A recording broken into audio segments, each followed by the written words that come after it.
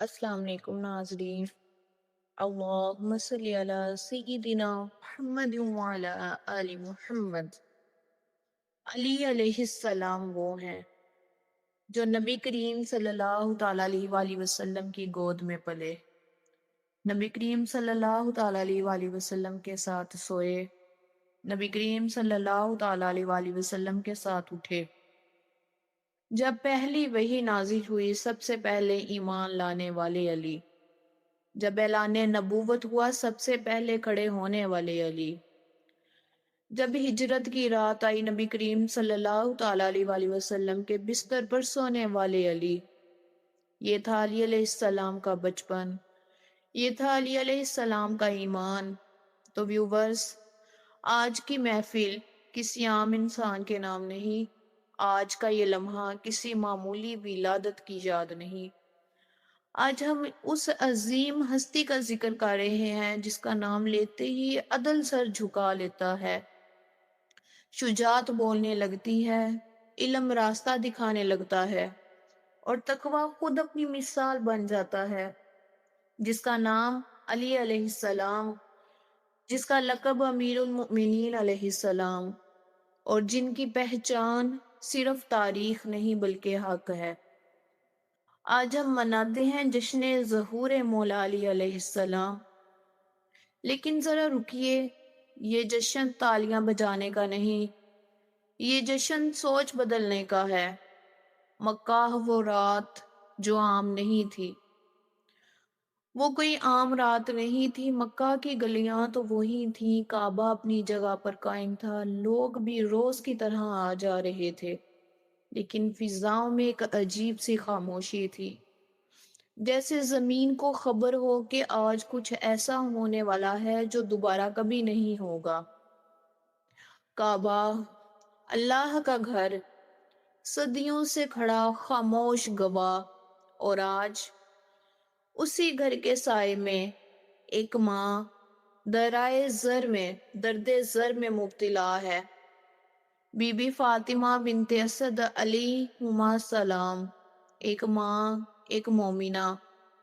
Be be Fatima بنت اسد کوئی عام عورت نہیں تھی، یہ وہ خاتون تھی جنہوں نے رسول خدا خاتم النبیین صلی اللہ تعالیٰ علیہ وآلہ وسلم کو ماں کی طرح پالا، جن کے گھر میں نبی کریم خاتم النبیین صلی اللہ تعالیٰ علیہ وآلہ وسلم نے یتیمی کے دن گزارے۔ آج وہی ماں درد سے جھکی ہوئی کعبہ کے سامنے کھڑی ہے، آنکھوں میں آنسو، ہونٹوں پر دعا اور دل میں مکمل یقین۔ وہ آواز دیتی ہے کہ اے اللہ، میں تجھ پر ایمان رکھتی ہوں، میں تیرے نبی ابراہیم علیہ السلام پر ایمان رکھتی ہوں جس نے اس گھر کو بنایا۔ اے اللہ، میری تکلیف آسان فرما اور مجھے اپنی پناہ میں لے لے۔ وہ لمحہ جب تاریخ رک گئی، اور پھر وہ ہوا جو نہ اس سے پہلے ہوا تھا نہ اس کے بعد ہوگا۔ کعبہ کی دیوار، ہاں وہی دیوار جسے صدیوں سے کسی نے نہیں چھیڑا، وہ دیوار لرزنے لگی۔ لوگ سمجھے شاید آنکھوں کا دھوکا ہے، لیکن نہیں، دیوار میں دھڑاڑ پڑ گئی، دروازہ نہیں کھلا، تالا نہیں ہٹا، بلکہ دیوار شک ہو گئی۔ یہ انسان کا کام نہیں تھا، یہ اعلان تھا کہ یہ ولادت اللہ خود کروا رہا ہے۔ بی بی فاطمہ بنت اسد اس شگاف کے اندر داخل ہو گئی اور دیوار پیچھے سے بند ہو گئی۔ لوگ دیکھتے رہ گئے۔ 3 دن کعبہ کے اندر، 3 دن بی بی کعبہ کے اندر رہی۔ لوگوں نے چاہا کہ دروازہ کھولا جائے، لیکن ہر کوشش ناکام۔ کیوں؟ کیونکہ یہ مہمان نوازی انسانوں کی نہیں، اللہ کی طرف سے تھی۔ اور تیسرے دن جب وہ باہر آئیں تو ان کی گود میں ایک بچہ تھا، ایک ایسا بچہ جس کا چہرہ دیکھ کر یوں لگتا تھا جیسے کعبہ بول رہا ہو۔ یہ بچہ علی علیہ السلام تھے، ایک شرف جو صرف مولا علی علیہ السلام کو ملا۔ سوچئے، دنیا میں ہزاروں انبیاء کرام آئے، لاکھوں اولیاء کرام گزرے، لیکن کسی نبی کی ولادت کعبہ میں نہیں ہوئی، کسی ولی کو یہ شرف نہیں ملا۔ یہ شرف صرف مولا علی علیہ السلام کو ملا، نہ پہلے نہ بعد میں۔ یہ اعلان تھا کہ جس گھر میں بت رکھے گئے اسی گھر میں بت شکن پیدا ہوا۔ رسول خدا صلی اللہ تعالی علیہ وآلہ وسلم کی گود علی علیہ السلام کی پہلی درسگاہ۔ مولا علی علیہ السلام نے آنکھ کھولی تو سامنے کالی کملی والے خاتم النبیین محمد مصطفیٰ صلی اللہ تعالی علیہ وآلہ وسلم تھے۔ یہ وہ بچہ نہیں تھا جو گلیوں میں پلا، یہ وہ بچہ تھا جو وحی کے سائے میں پلا۔ نبی کریم صلی اللہ تعالی علیہ وآلہ وسلم کے ساتھ کھانا پینا اٹھنا چلنا۔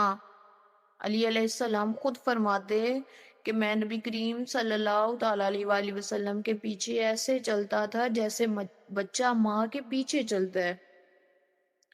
اسی لیے مولا علی علیہ السلام نے کبھی بت کو سجدہ نہیں کیا، مولا علی علیہ السلام نے کبھی جاہلیت کو نہیں اپنایا۔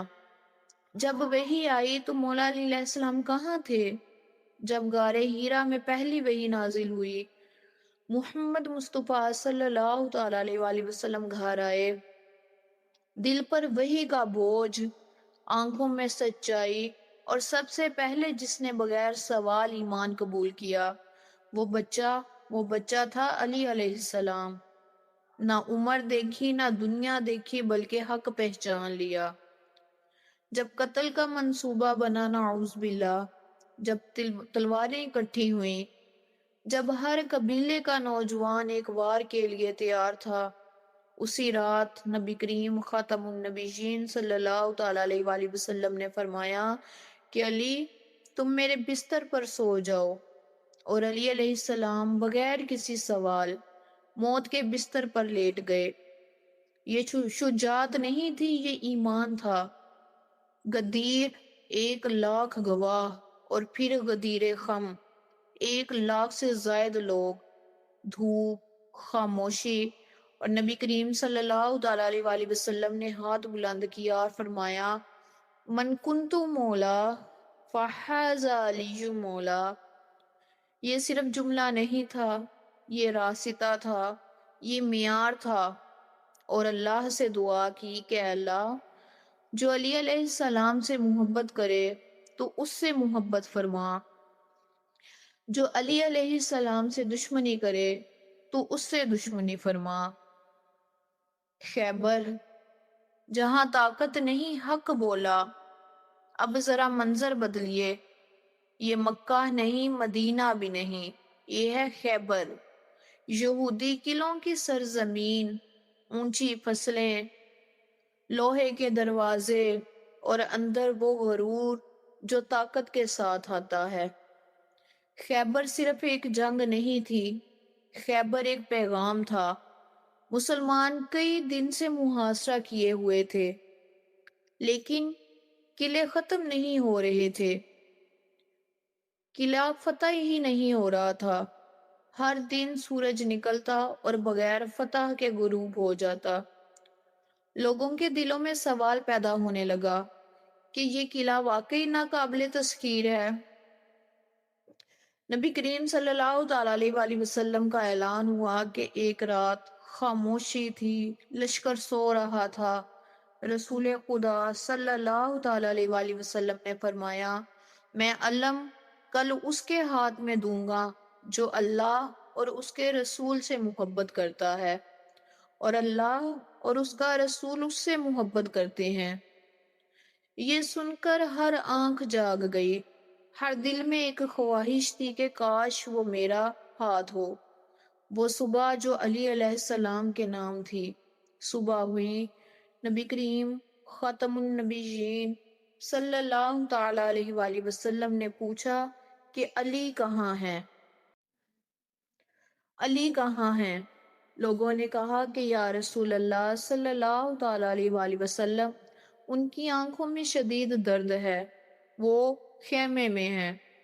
نبی کریم صلی اللہ تعالی علیہ وآلہ وسلم خود تشریف لے گئے۔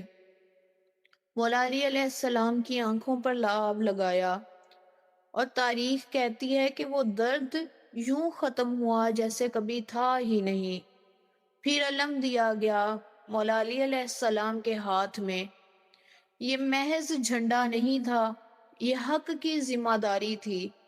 مرحب غرور کی آواز، خیبر کا سب سے طاقتور جنگجو مرحب اپنی زرہ پہنے تلوار لہراتے ہوئے نکلا۔ وہ چیخ کر بولا، میں مرحب ہوں، خیبر کا ناقابل شکست جنگجو۔ یہ صرف للکار نہیں تھی، یہ غرور تھا، یہ طاقت کا نشہ تھا۔ مولا علی علیہ السلام آگے بڑھے، کوئی نعرہ نہیں، کوئی چیخ نہیں، بس ایک جملہ کہا، میں وہ ہوں جسے میری ماں نے حیدر کرار کا نام دیا۔ اور پھر تلوار چلی۔ مرحب زمین پر تھا اور خیبر کی دیواریں پہلی بار کانپ رہی تھیں۔ دروازہ جو تاریخ بن گیا۔ اب وہ لمحہ آیا جسے اکثر صرف ایک جملے میں سنا دیا جاتا ہے، لیکن ذرا غور سے سنیے۔ قلعے کا دروازہ لوہے کا، بھاری، مضبوط۔ مولا علی علیہ السلام نے اسے پکڑا اور اکھاڑ پھینکا، لیکن یہ طاقت کا کرشمہ نہیں تھا، کیونکہ بعد میں 40 آدمی بھی اس دروازے کو ہلا نہ سکے۔ یہ دروازہ بازوؤں سے نہیں، یقین سے اکھڑا تھا۔ خیبر کے بعد خاموشی، فتح کے بعد مولا علی علیہ السلام نے کوئی جشن نہیں منایا، نہ فخر نہ غرور، کیونکہ مولا علی علیہ السلام جانتے تھے کہ فتح تلوار سے نہیں، اللہ کی مدد سے ہوتی ہے۔ اب ایک اور سوال، بہت اہم سوال، ذرا سوچئے، وہ شخص جو خیبر اکھاڑ دے، اگر چاہتا تو دنیا پر حکومت کر سکتا تھا، لیکن مولا علی علیہ السلام نے کبھی اقتدار کے لیے سر نہیں جھکایا۔ کیوں؟ کیونکہ مولا علی علیہ السلام کے نزدیک حکومت مقصد نہیں، ذمہ داری تھی۔ یہاں سے ہم حضرت علی علیہ السلام کی زندگی کے ایک اور پہلو میں داخل ہوتے ہیں، وہ پہلو جو اکثر نظر انداز کر دیا جاتا ہے، یعنی علی علیہ السلام کی نظر میں حکومت کیا تھی۔ تو مولا علیہ السلام فرماتے ہیں کہ تمہاری یہ حکومت میرے نزدیک ایک پرانے جوتے سے بھی کم ہے، جب تک کہ اس کے ذریعے میں حق قائم نہ کر سکوں۔ یہ جملہ حکمرانوں کے لیے ہے، آئینہ ہے، اور ایک خاموش تیاری، ایک بڑا امتحان۔ رسول خدا صلی اللہ تعالی علیہ وآلہ وسلم کے بعد، ان کے وصال کے بعد، امت ایک امتحان میں داخل ہونے والی تھی۔ یہ امتحان تلوار کا نہیں تھا، یہ امتحان صبر کا تھا، اور مولا علی علیہ السلام اس امتحان میں سب سے آگے تھے۔ لیکن یہ ایک الگ داستان ہے جو جلد بازی میں سنانے والی نہیں، یہ داستان ہے صبر کی، خاموشی کی، حق پر قائم رہنے کی۔ تو میں اس ویڈیو کا اختتام اس دعا سے کرتی ہوں کہ اے اللہ، ہم تیری بارگاہ میں عاجزی کے ساتھ حاضر ہیں، ہمیں امیر المؤمنین حضرت علی علیہ السلام کی محبت اور ان کے راستے پر چلنے کی توفیق عطا فرما، ہمارے دلوں کو حق اور عدل سے منور فرما، ہمیں شجاعت، صبر اور استقامت کا علم عطا فرما۔ اے اللہ، ہمیں ایسا صبر عطا فرما تاکہ ہم ظلم و ناانصافی کے سامنے کبھی نہ جھک سکیں۔ اے اللہ، جو حضرت علی علیہ السلام سے دشمنی کرے تو اس سے دشمنی فرما، ہمیں اہل بیت کے نقش قدم پر چلنے والا بنا، ہماری زندگیوں کو خوشیوں کا گہوارہ بنا، ہمارے گھروں کو خوشیوں کی گہوارہ بنا، ہماری اولادوں کو نیک بنا، ہمیں اپنے ماں باپ کا، اپنے اساتذہ اکرام کا فرما بردار بنا۔ یا الہی، ہماری زبانیں ہمیشہ سچ بولیں، ہمیں جھوٹ، گالی گلوچ، غلطی، گستاخی، ان ساری دھوکہ دہی جیسی بیماریوں سے دور فرما۔ ہمارے ہاتھوں سے حق کا کام نکلنا چاہیے، اور ہمارے دلوں میں نبی کریم خاتم النبیین صلی اللہ تعالی علیہ وآلہ وسلم اور مولا علی علیہ السلام کی محبت ہمیشہ زندہ رکھ۔ ہمیں ایسی اولادیں عطا فرما جو مولا علی علیہ السلام، اہل بیت، نواسہ رسول کے نقش قدم پر چلنے والی ہوں۔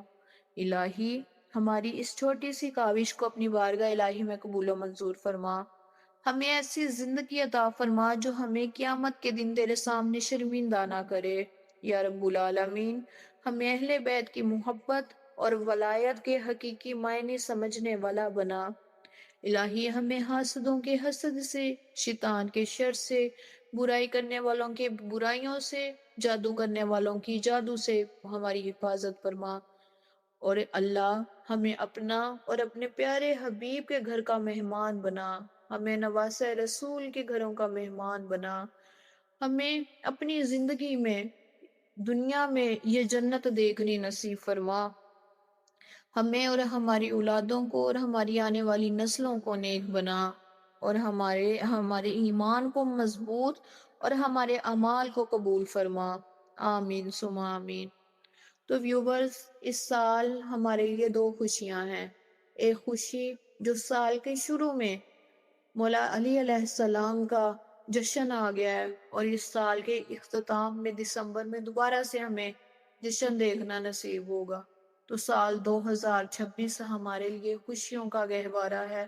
تو اللہ تعالی ہمیں اس سال جو ہمارے مقدروں کا رزق ہے، ہمیں اس رزق کو عطا فرمائے۔ جو ہمارے نصیبوں کی چیزیں ہیں، جو ہمارے نصیبوں میں ہدایت ہے، جو ہماری مرادیں ہیں، اللہ تعالی ہماری ان مرادوں کو قبول اور منظور فرمائے اور ہمیں عطا فرمائے۔